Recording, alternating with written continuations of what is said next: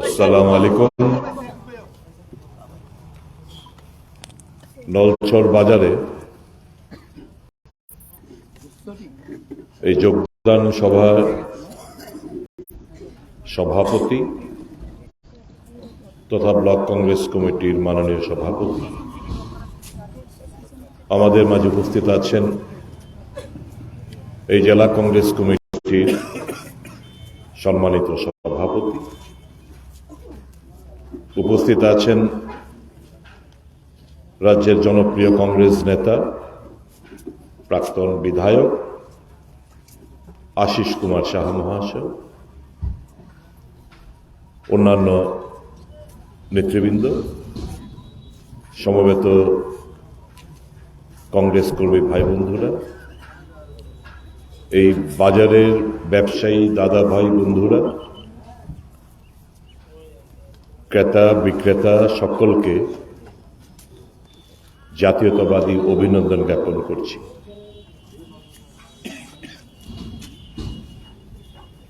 এই রাজ্যে বর্তমানে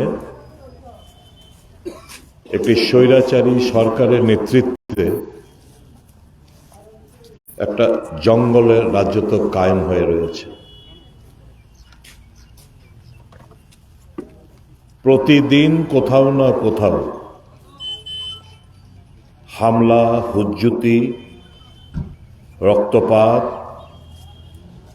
দোকান ভাঙচুর, অগ্নিসংযোগ, গাড়ি ভাঙচুর, বয়োজ্যেষ্ঠদের অপমান, ধর্ষণ, খুন, নারী নির্যাতন লেগেই রয়েছে। গত পরশুদিনের একটা ঘটনা বলি, খবরের কাগজে হয়তোবা দেখেছেন, সামাজিক মাধ্যমে আপনারা দেখেছেন। উদয়পুর মহকুমা জামজুড়িতে কয়েকটা ফ্ল্যাগ লাগানো হয়েছিল একটি রাজনৈতিক দলের। রাজনৈতিক দলটি হচ্ছে সিপিআইএম। অল্প কয়েকটা ফ্ল্যাগ লাগানোর প্রেক্ষিতে গত পরশুদিন আনুমানিক সন্ধ্যা 7টা নাগাদ এই জামজুরি বাজারের এক দোকানদার, সংখ্যালঘু সম্প্রদায়ের,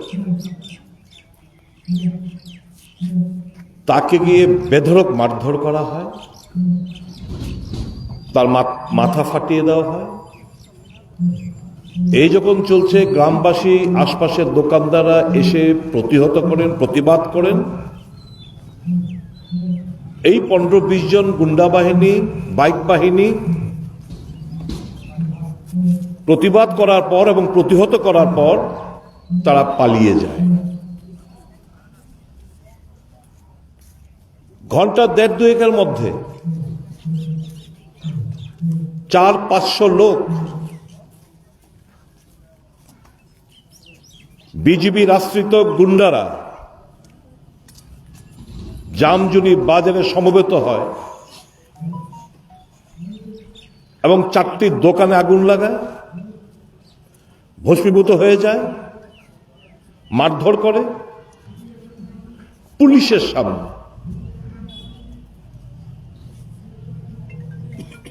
কি অভিযোগ? আমাদের রাজ্যের প্রাক্তন মুখ্যমন্ত্রী বিপ্লব কুমার দেবের বাড়িতে একটি যজ্ঞের অনুষ্ঠান, এখানে নাকি হামলা হুজ্জুতি করা হয়েছে। ওখানকার এসপি, পুলিশ আধিকারিকরা যারা আছেন,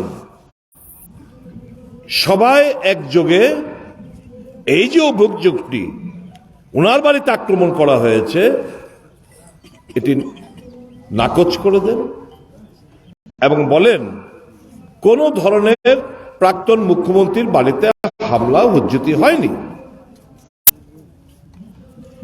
এই ঘটনার যখন আগুন লাগানো হয়েছে 4টি দোকানে, বিজিবির বন্ধুরা কত বড় ষড়যন্ত্র দেখুন। বিজিবির বন্ধুরা এই ফুটেজগুলো তারা দিল্লি স্থিত, মুম্বাই স্থিত যে সমস্ত ন্যাশনাল চ্যানেলগুলো রয়েছে, টিভি চ্যানেল, এইগুলো ওখানে পাঠিয়ে দিয়ে বলছে বিপ্লব দেবের বাড়িতে অগ্নিসংযোগের ঘটনা ঘটেছে। এবং সেই মর্মে বিভিন্ন ন্যাশনাল চ্যানেল এগুলো ফালাও করে প্রচার করেছে। বিপ্লব দেবের জামজুরি বাড়িতে যারা সাধু সন্ত্রা ছিল তারা বলতে শুরু করলো যে कुछ मुसलमान लोग यहां पे आके तोड़फोड़ की, অর্থাৎ কি নির্বাচনকে সামনে রেখে ধর্মের নামে সারা দেশব্যাপী যে রাজনীতিটা এরা করে আসছে, যে ধর্মের নামে বিভাজন, জাতপাতের নামে বিভাজন, আঞ্চলিকতার নামে বিভাজন, ভাষার নামে বিভাজন, এই বিভাজনের রাজনীতি এই রাজ্যে কায়েম করার একটা প্রয়াস নেওয়া হয়েছিল। বন্ধুরা, শুভবুদ্ধি সম্পন্ন মানুষ তাদের এই প্রচেষ্টাকে বানচাল করে দেয়। জামজুরি বাজারে যারা প্রতিহত করলেন, প্রতিবাদ করলেন, শুধু সংখ্যালঘুই না, গ্রামবাসী যারা মিলেমিশে হিন্দু মুসলমান সবাই নানা ধর্মের জাত পাত বর্ণের লোক ওখানে বসবাস করেন, তারা সম্মিলিতভাবে প্রতিবাদ করেন, প্রতিহত করেন। এটাই হচ্ছে আমাদের রাজ্যের ঐতিহ্য, এটাই হচ্ছে আমাদের দেশের পরম্পরা। এই জায়গায় আঘাত আনতে চাইছে রাজনৈতিক লাভালাভের জন্য। বন্ধুরা,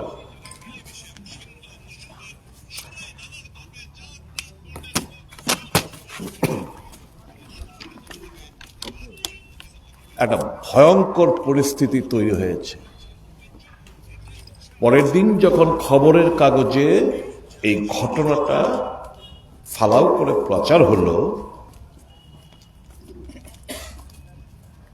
হাইকোর্ট, ত্রিপুরা হাইকোর্ট এটা সুমোটো মামলা একটা গ্রহণ করেন, সরকারের কাছে নোটিশ ইস্যু করেন, জানতে চান এই ঘটনার সম্পর্কে বিস্তারিত তথ্য চেয়ে ওনারা পাঠান। আমরা খুশি হাইকোর্টের এই পদক্ষেপে, আমরা বড় আপ্লুত। কারণ এর আগে আমরা দেখেছি দীপক গুপ্তা যখন হাইকোর্টের প্রধান বিচারপতি ছিলেন, পাবলিক রিলেটেড নানা ইস্যু যেটা জনসাধারণের, যেরকম ধরুন আগরতলা শহরের প্রস্রাবখানা ছিল না, পাবলিক টয়লেট ছিল না, এই অসুবিধাটি উপলব্ধি করে উনি সুমোটো মামলা নিয়ে সরকারকে নোটিশ জারি করে আগরতলা পুর পরিষদকে অর্ডার দিলেন যে আগরতলার বিভিন্ন জায়গায় তোমরা শৌচালয় তোমরা নির্মাণ করো, তৈরি করো। এটা কি পাবলিক রিলেটেড, জনসাধারণের কষ্টটা উপলব্ধি করে হাইকোর্ট এই রায় দিলেন। এর আগেও অনেক হামলা হয়েছে। আমাদের প্রাক্তন মুখ্যমন্ত্রীর উপর ধনপুরে যখন উনি গেছিলেন, আমাদের রাজ্যের প্রাক্তন মুখ্যমন্ত্রী মানিক সরকারের উপর হামলা হতে আমরা দেখেছি। আমরা ভানুলাল সাহার উপর দুবার আক্রমণ হতে দেখেছি। সুদন বাবু রাজনগরের বিধানসভার বিধায়ক দুবার মাথা ফাটিয়েছেন। আমি তিনবার আক্রান্ত। মোহনপুরে মন্টি দেব নামে একটি নাবালিকা, তাকে গণধর্ষণের শিকার হতে দেখেছি। তাকে গণধর্ষণের পর আগুন দিয়ে পুড়িয়ে মারা হয়েছে। মা বাবার একমাত্র কন্যা সন্তান। পুলিশ এফআইআর দিতে বাধ্য হয়েছে। পুলিশকে আমি দোষারোপ করছি না বিন্দুমাত্র। প্রভাবশালী মন্ত্রীর চাপে কেউ সাক্ষী দিতে রাজি হয়নি। সমস্ত কিছু হাসাপ হয়ে যাচ্ছে, ধামাচাপা দেওয়ার চেষ্টা হচ্ছে। আমরা খুশি হতাম এই মামলাগুলো খবরের কাগজ পড়ে যদি বিচারপতিরা একইভাবে, যেরকমটা বিপ্লব দেবের তথাকথিত আক্রমণের গল্প যেটা খবরের কাগজে ছাপা হয়েছে এবং ন্যাশনাল চ্যানেলে দেখানো হয়েছে, সত্যিকারের ঘটনাগুলো যেগুলো ঘটেছে এই ব্যাপারে যদি হাইকোর্ট নড়ে চড়ে বসতেন আমরা খুব খুশি হতাম, কিন্তু সেটা হয়নি। তাহলে বুঝতেই পাচ্ছেন আমাদের নেতা রাহুল गांधी যে বলে বেড়ান, भाई और बहनों, जितना भी इंस्टीट्यूशन है, चाहे वो इलेक्शन कमीशन हो, चाहे वो ईडी हो, सीबीआई हो, इनकम टैक्स हो, सबको दबाए जा रहा है। আর এই গতকালকে সুমোটোটা নেওয়ার পর আমার আশা করি কারোর মনে কোনো সন্দেহ থাকার কথা নয় কোন জায়গায় গিয়ে দেশ এবং রাজ্যটা পৌঁছেছে, এটা স্বাভাবিক আপনারা অনুমান করতে পারেন।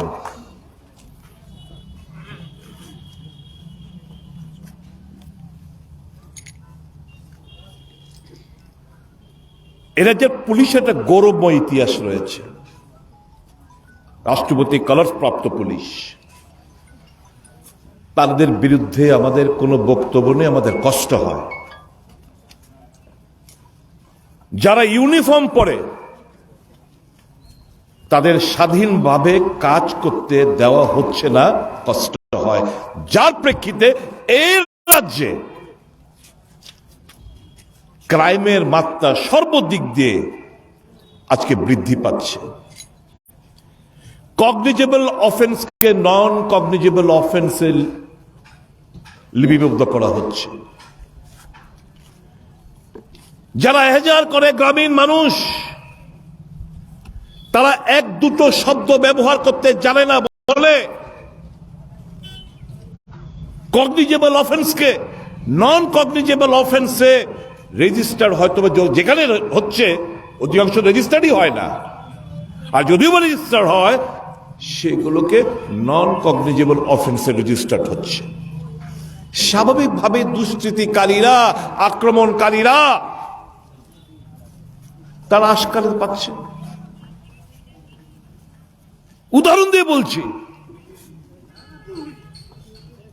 এখান থেকে বেশি দূর না, আপনাদের অ্যাডমিনিস্ট্রেটিভ ডিস্ট্রিক্ট চরিলামে একটা খুন হয়েছিল কিছুদিন আগে। সংখ্যালঘু সম্প্রদায়ের একটা লোক, বয়োজ্যেষ্ঠ একটা লোক, শহীদ মিয়া,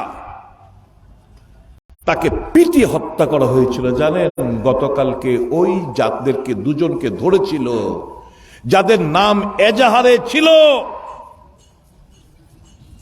আমরা সাধারণত কি দেখি, কোন বিচারপতিরা 90 ডেজের আগে কোনো কথাই শুনতে চান না। ওই শহীদ মিয়ার খুনিরা গতকালকে বেল পেয়ে গেছে। আর একটা মিথ্যে মামলায়, বিশাল করে একটা মিথ্যে মামলায়, যেখানে আমার ছোট ভাইও নাম রয়েছে, এখনো যারা অ্যারেস্ট হয়েছে তাদেরকে এখনো জেলে, বেল পাচ্ছে না, বেল পায়নি। স্বৈরাচারী, আমি যে বললাম বক্তব্যের প্রারম্ভেই যে স্বৈরাচারী সরকারের রাজত্বে একটা জঙ্গলের রাজত্ব চলছে, এই দুটো উদাহরণ দিয়ে বোঝাতে চাইছি রাজ্যটা কিভাবে চলছে। এভাবেই চলতে দেওয়া যায় না। কংগ্রেসের জমানায় যখন জোট সরকার ছিল, কংগ্রেস 88 থেকে 93 খুন হয়নি, হয়েছে। হামলা হুজ্জুতি হয়নি, হয়েছে। মারপিটের ঘটনা ঘটেনি, হয়েছে। ধর্ষণের ঘটনা ঘটেনি, হয়েছে। কোনো দিন রাজনৈতিক রং দেখেনি কংগ্রেস। অপরাধ সংগঠিত হয়েছে, সে কংগ্রেস করুক আর যে কোনো মানুষই করুক, বিচারের আওতায় তাকে আনা হয়েছে। সিপিএমের 25 বছর একটানা রাজত্বে এই ঘটনাগুলো ঘটেছে, কিন্তু ধারাবাহিক। কখন আমরা দেখেছি নির্বাচনোত্তর সন্ত্রাস দেখেছি, এরকম ভাবে ধারাবাহিক সন্ত্রাস 25 বছর যাদের বিরুদ্ধে লড়াই সংগ্রাম করেছি, তাদের জামানাও এই সমস্ত ন্যাক্কারজনক ঘটনাগুলো সংঘটিত হতে আমরা দেখিনি। দায়িত্ব নিয়ে বলে যাচ্ছি, অন রেকর্ড। তারা শুভবুদ্ধি সম্পন্ন মানুষ, এই রাজ্যটাকে বাঁচাতে হবে, গণতন্ত্রকে পুনরুদ্ধার করতে হবে। সংবিধান এই দেশে এবং রাজ্যে অচল। সংবিধানকে বাঁচানোর লড়াইয়ে কংগ্রেস নেমেছে, গণতন্ত্রকে পুনরুদ্ধারের লড়াইয়ে কংগ্রেস নেমেছে ময়দানে। আমি আজকে নলছড়ের প্রত্যেকটি শুভবুদ্ধি সম্পন্ন জনগণকে বলে যাচ্ছি, গণতান্ত্রিক ধর্মনিরপেক্ষ যে সমস্ত রাজনৈতিক দলের নেতৃত্বরা আছে, কংগ্রেসী বন্ধুরা, তোমরা গিয়ে তাদের সঙ্গে কথাবার্তা বলো, অতীত ভুলে যাও, অতীতটা ভুলে যাও। বর্তমানে যে অবস্থা চলছে, এই অবস্থা চলতে দেওয়া যায় না। আমি খুব খুশি হয়েছি মানুষের স্বার্থে এখানে নলছড়বাসীরা, নলছড়ের বিভিন্ন রাজনৈতিক দলের নেতৃত্বরা, তারা বিগত দিনের তিক্ততা ভুলে জনগণের ইস্যুকে সামনে রেখে সমস্ত রাজনৈতিক দলের নেতৃত্বরা তারা মিছিল করে গিয়ে ডেপুটেশন প্রদান করেছে। আপনাদেরকে সাধুবাদ জানাই। এই প্রসেস জারি রাখুন আপনারা, এটাকে আরো বেশি করে ত্বরান্বিত করুন। এই রাজ্য থেকে আমরা কসম খেয়ে নেমেছি যে এখান থেকে, এই রাজ্য থেকে এই বিষ যারা বাতাসে ছড়াচ্ছে, বিষ যারা মানুষের মধ্যে মানুষকে লড়িয়ে দিচ্ছে, যারা হিংসা ছাড়া কিছু বোঝে না, বিশ্বাস করে না, যারা ধর্মের নামে রাজনীতি করে, কি তারা ধর্মের নামে রাজনীতি, তারা নাকি সাংঘাতিক বড় হিন্দুত্ব এজেন্ডা নিয়ে চলছে। আমি জিজ্ঞেস করতে পারি না, তোমরা হিন্দুত্ব এজেন্ট হলে কিভাবে সৎসঙ্গ আশ্রম কুলাই তোমরা ঢুকে তোমাদের গুন্ডারা ওখানে ভাঙচুর চালালো? যারা অনুকূল ঠাকুরের দীক্ষিত আশ্রিত, যারা বিশ্বাস করেন শ্রী শ্রী ঠাকুরকে, কি প্রতিবাদ করবেন না আপনারা? এরা হিন্দুত্বের নামে ভণ্ড। আমি গর্ববোধ করি আমি হিন্দু, আমি রাম ঠাকুরের দীক্ষিত। তা বলে আমি অন্য ধর্ম যারা বিশ্বাস করে, যারা দোয়া করে মসজিদে, যারা গির্জায় গিয়ে যীশু খ্রিস্টকে পুজো করে, যারা বুদ্ধ ধর্ম বিশ্বাসী করে, তাদেরকে কাউকে আমরা অন্তত ঘৃণা করি না। এটাই তো আমাদের পরম্পরা।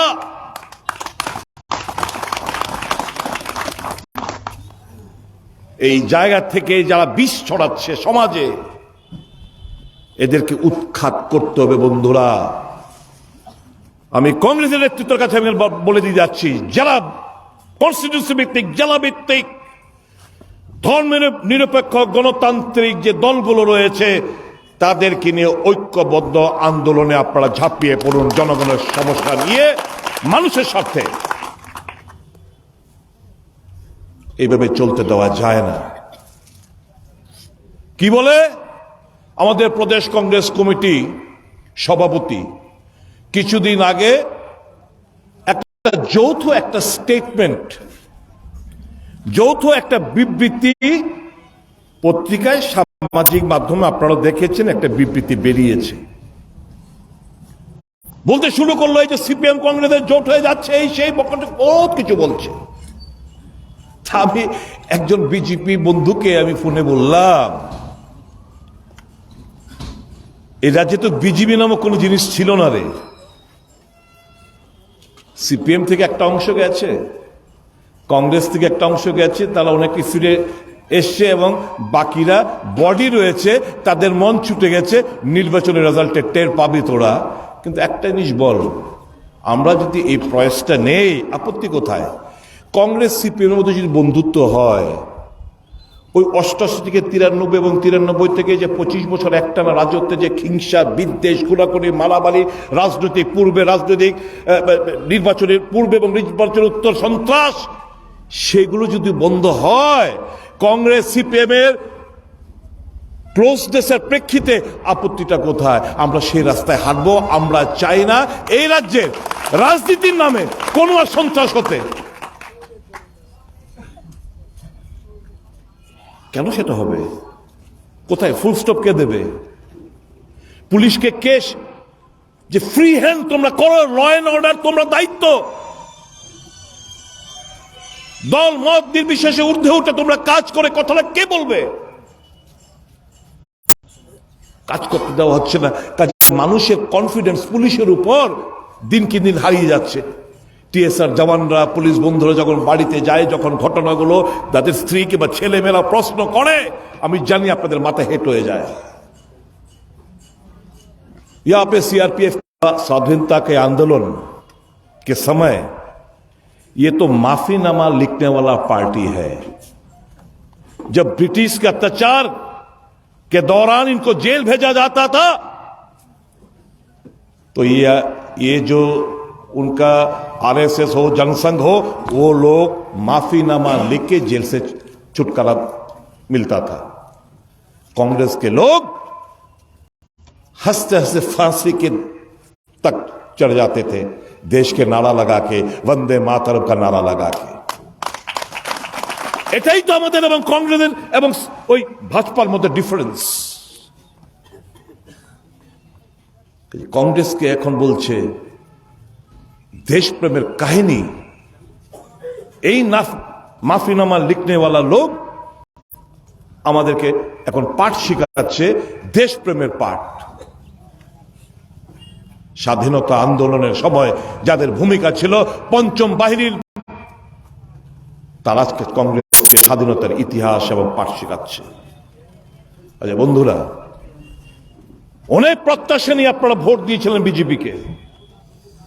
25 বছরের একঘেয়েমি সরকারের পতন সুনিশ্চিত করতে আমি সহ আপনারা, অধিকাংশ রাজ্যের মানুষ একটা পরিবর্তন চেয়েছিলাম। এই পরিবর্তন দেখার জন্য নয়, 299টি প্রতিশ্রুতি রেখেছিল, সব ধোকা ধোকা, সব মিথ্যাচার। আবার আসছে রথ চড়ে প্রচার করার জন্য, আবার কি দেশের স্বরাষ্ট্রমন্ত্রী এসছেন, আবার মানুষকে আবার নতুন নতুন প্রত্যাশা দেখিয়ে, স্বপ্ন দেখিয়ে আবার তাদের ভোট আদায় করার জন্য। এটা ইউপি কি অন্যান্য প্রদেশ না, এটা গুজরাট না, এটা ত্রিপুরা। এই রাজ্যের মানুষ রাজনৈতিক সচেতন, তারা বুঝে গেছে এটা একটা জুমলা পার্টি, এটা একটা মিথ্যাচারের পার্টি, এটা একটা বাটপারের পার্টি, এটা একটা ঠকবাজের পার্টি। এদের কথায় কেউ কর্ণপাত করবে না বলে আমার বিশ্বাস। আমি জানি সাধারণ মানুষ যারা হিংসা বিশ্বাস করে না, যারা পেশি জোরে বিশ্বাসী নয়, দোকানপাট, অনেক দোকানপাট আজকে খোলার কথা, দোকানপাটগুলো বন্ধ কেন হয়েছে সেটা আমরা জানি। কারণ এই প্রথমবার এই গত 5 বছর 4 বছর প্রায় 9-10 মাস ধরে এই ফর দ্য ফার্স্ট টাইম, এই প্রথমবারের মতো কোন রাজনৈতিক দল নলছর বাজারে সভা করছে। এর আগে একটা রাজনৈতিক দল মিছিল করেছিল, ফর দ্য ফার্স্ট টাইম একটা সভা হচ্ছে। এটাই গণতন্ত্রের পক্ষে সুখবর। কাজেই আপনারা এন্টিসিপেট করেছেন যে হামলা হুজ্জতি গন্ডগোল হতে পারে। এর আগেও মিছিল করেছিল, পুলিশ পারমিশনে হামলা হয়েছে সিপিএম কমিউনিস্ট দলের মিছিলের উপর। একটা জিনিস জেনে যান, লোক সংখ্যা দিয়ে বিচার করবেন না। মানুষ এদের সাথে নেই। কিছু যারা লোক, স্থানীয় বিধায়ক সহ কিছু লোক যারা অন্যায়ভাবে অর্থ উপার্জন করেছেন তারাই বিজেপি বিজেপি বিজেপি করে বেড়াচ্ছেন, আর যারা হাঁটছেন লগে যাচ্ছেন মিছিল মিটিংয়ে বাধ্য হচ্ছে যেতে, মন তাদের সঙ্গে নেই, দেহ যাচ্ছে, মন আমাদের দিকে। কাজে আগামী দিন এই রাজ্যে গণতন্ত্র পুনরুদ্ধারের লক্ষ্যে, সংবিধানকে সচলের লক্ষ্যে এই বিষ মুক্ত পরিবেশ এই রাজ্যে নতুনভাবে তৈরি করতে কংগ্রেস দল যা যা করণীয়, ভোট বিভাজন যেন না হয়, সব ধরনের প্রসেস আমরা নেব। দেখবেন এই তো আজকে তো ভোটার লিস্ট পাবলিশ হলো, ফাইনাল ভোটার লিস্ট 5 তারিখ আজকে পাবলিশ হলো। কিছুদিনের মধ্যেই নির্বাচন কমিশনের লোক 11-12 তারিখ এখানে আসছে, তারপর দিনক্ষণ ঘোষণা হবে। তো স্বাভাবিক আপনারা যেটা চাইছেন মনে মনে, আমাদের কাছে আপনারা কি চাইছেন সেই কথাগুলো আমাদের আছে, আমাদের নলেজে আছে। ভাববেন না আমরা চুপ করে বসে রয়েছি, আমরা অনেক দূরে গিয়ে গেছি। সঠিক সময়ে সঠিক সিদ্ধান্ত আপনারা জেনে যাবেন, রাজ্যের মানুষ জেনে যাবে।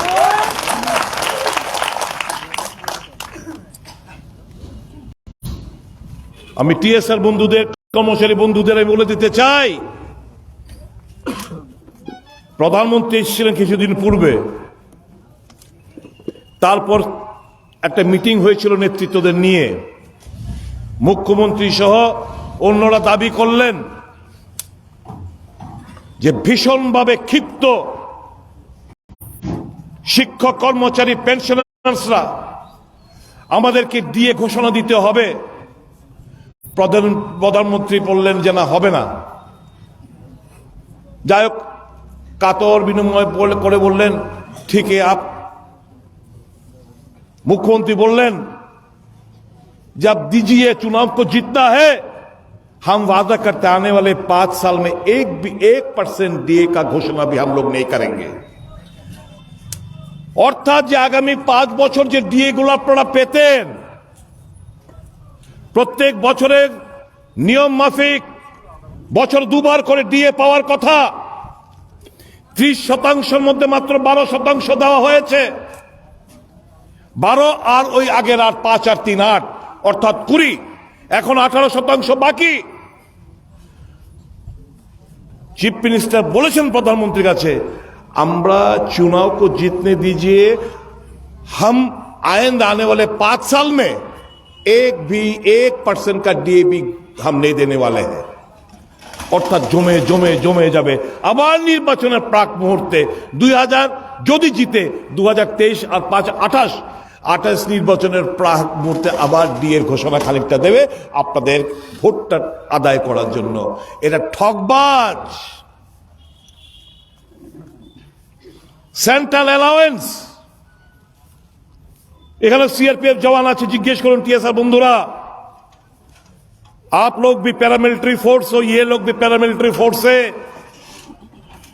तो राशन मानी में इतना डिफरेंस क्यों है? आप पूछिए जरा,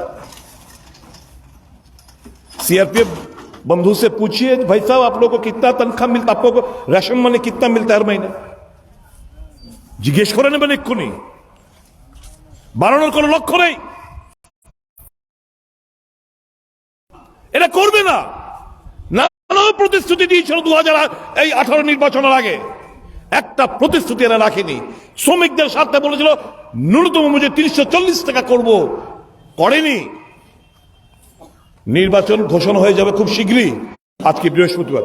গত মঙ্গলবার ক্যাবিনেটের মধ্যে দেখবেন, ক্যাবিনেট মেমো দেখুন, খবর কাগজে যদি আপনারা নিশ্চয়ই বেরিয়েছে, কল্পতরু সরকার এখন বলছে না না, এত ডিপার্টমেন্টে এতটা পোস্ট, এই ডিপার্টমেন্টে এতটা ভ্যাকেন্ট পোস্ট, ক্রিয়েশন অফ এতগুলো পোস্ট, মানে চাকরি টোপ।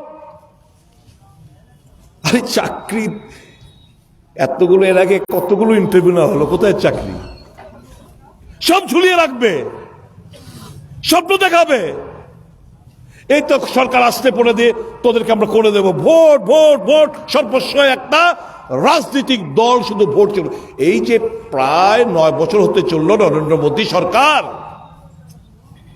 কেন্দ্রে ক্ষমতায়, একটা জনকল্যাণমুখী সিদ্ধান্তের নাম বলুন বন্ধুরা, নলছর বাজারের বন্ধুরা। কংগ্রেস তো করে দিয়েছিল 10 বছর সরকার, কেন্দ্র সরকার।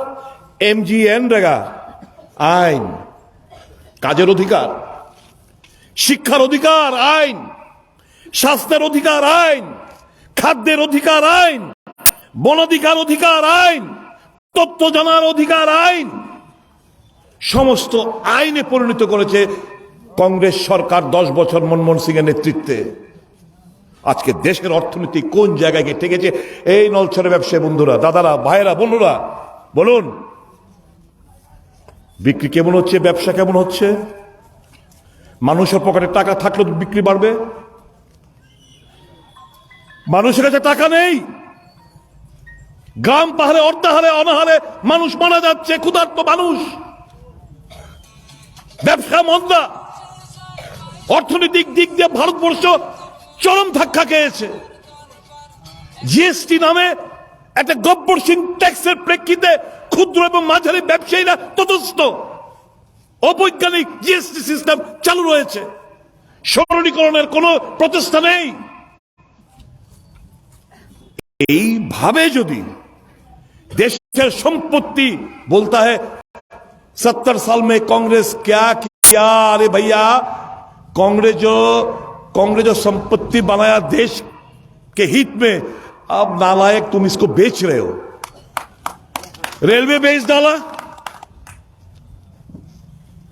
एयरपोर्ट बेच डाला, स्टील अथॉरिटी ऑफ इंडिया बेच डाला, कोल इंडिया लिमिटेड बेच डाला, सब कुछ तो बेच रहे हो आप लोग। आप लोग क्या किया?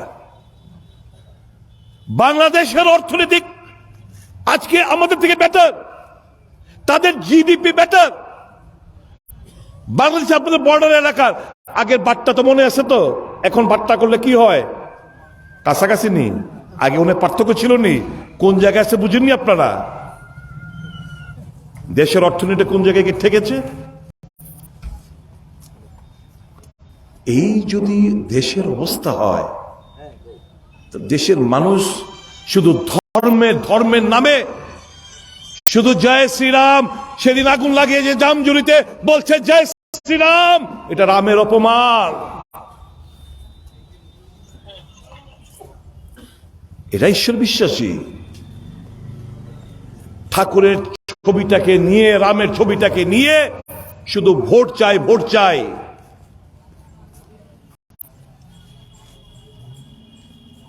বেকার এই রাজ্যের, এই দেশের বেকার। বলেছিল কি 2 करोड़ हर साल 2 करोड़ কি দেবে? কর্মসংস্থান করে দেবে। কোথায়? ইউপিএ জামানায় নানা কর্মসূচির প্রেক্ষিতে দেশের 27 কোটি মানুষকে দরিদ্র সীমার নিচে থেকে তুলে উপরে আনা হয়েছিল। আর এই নরেন্দ্র মোদী 9 সালে দেশের 23 কোটি মানুষ নতুন ভাবে দরিদ্র সীমার নিচে চলে গেছে। বন্ধুরা, এই জায়গায় পার্থক্যটা। ये लोग अंबानी और अदानी का दोस्त से मित्र है, हमारा जेब काट रहे, आपका जेब काट रहे हैं ये लोग। देश का 60% 60% সম্পত্তি অনিল আম্বানি আদানির কাছে এবং চুনে গিনে শিল্পপতির কাছে। नरेंद्र मोदी का जो प्यारा है, क्या केस? क्यों मीडिया जितना भी लोग है कांग्रेस के खिलाफ क्यों चले गए? कांग्रेस के खिलाफ इसलिए चले गए कि कांग्रेस मनमोहन सिंह जी के समय में एक से बढ़िया आइन प्रेरित किया देश की जनता के हित के लिए। ये लोग अदानी अंबानी शिल्पपति लोग बहुत गुस्सा। अरे यार, कांग्रेस का तो किसान पे ध्यान है, कांग्रेस का तो ध्यान गरीब पे है, कांग्रेस का ध्यान तो जनजाति पे है। कांग्रेस का ध्यान तो माइनॉरिटी के साथ है, तफसीली के साथ है, एससी के साथ है, ओबीसी के साथ है। इनको गुस्सा आया, नरेंद्र मोदी साहब और पार्टी को ढेर सारे करोड़ों में पैसा दिया, सब चैनल और अखबार खरीद लिया। क्या प्रचार किया? देश का कोयला से आसमान तक 4G, 3G, 2G, घोटाला ही घोटाला, घोटाला ही घोटाला कांग्रेस के जमाने में। बोलो 9 সালে বলো একটা ঘোটালার একজন কংগ্রেস নেতাকে গ্রেফতার করতে পেরেছে কিনা?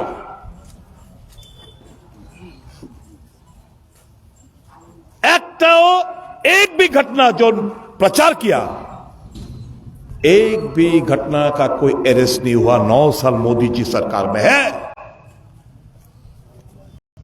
अभी नरेंद्र मोदी जी का वक्त आया, यार हमारे मित्र ने इतना ढेर सारे करोड़ों हजारों करोड़ों में अभी सब एनपीए जो है सब माफ। अरे ऑटो रिक्शा वालों या किसान जब मर रहे देश में, देश के वो वहां पे क्या कर, दिल्ली में एक भी पैसा उनका माफ नहीं किया, एक टाका माफ करे नहीं। शिल्पपति अदानी अंबानी और चुने हुए मित्र को हजारों करोड़ों रुपया माफ।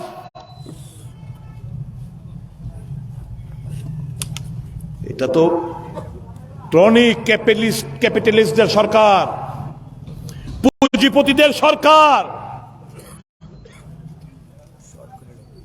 ভয়ঙ্কর দিন আমাদের সামনে যদি এই সরকারটাকে আমরা রাখি। তার জন্য বলেছি অতীত ভুলুন, অতীতের তিক্ততা ভুলুন, নতুন ভাবে সংকল্প নিন। সমস্ত ধর্ম নিরপেক্ষ এবং গণতান্ত্রিক রাজনৈতিক দলগুলো নেতৃত্ব একসাথে এসে এই সরকারটাকে, এই ২০ নামক দলটাকে উৎখাত করুন। এটাই আজকের দিনে আমাদের সংকল্প, আমাদের উদ্দেশ্য এবং লক্ষ্য। আমি আমার বক্তব্য দীর্ঘায়িত করে, আমাদের ৫টা অবধি সময়, আমরা অনুশাসন মেনে কাজ করি। বক্তব্য শেষ করার আগে শুধু একটাই অনুরোধ করে যাচ্ছি পুলিশ বন্ধুদের কাছে, দয়া করে রাজ্যের কথা চিন্তা করে, এই রাজ্যের মানুষ আপনারা, আপনাদের সন্তান রয়েছে, নেশায় ডুবে গেছে ছাত্র যুব সমাজ, বের করে আনতে হবে আমাদের। এইভাবে চলতে দেওয়া যায় না। ভগবান না করুক এই যদি তাল চলতে থাকে, আগামী দিন আপনার ছেলে, আমার ছেলে, আপনার মেয়ে, আমার মেয়ে পার পাবে না। দয়া করে নিরপেক্ষতা, আমরা কোনো ফেভার চাইবো না। নিরপেক্ষতা যা পুলিশ বুকের মধ্যে লেখা আছে সেই মোতাবেক আপনাদের চলুন, এটুকু আপনাদের কাছে বিনম্র অনুরোধ করে যাচ্ছি।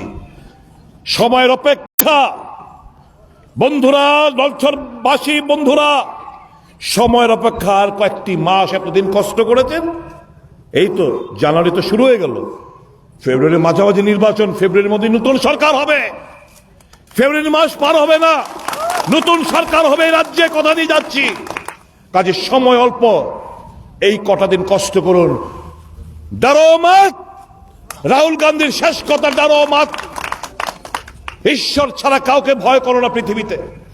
এগিয়ে আসুন, গণতান্ত্রিক অধিকার কি সুরক্ষিত রাখুন, সংবিধানকে সুরক্ষিত রাখুন। সকলকে এগিয়ে আসার আহ্বান রেখে আপনাদের সকলের মঙ্গল কামনা করে আমি আমার আলোচনা আজকের মতো এখানে শেষ করছি। সবাই ভালো থাকবেন, সুস্থ থাকবেন। সকলকে আমার নমস্কার।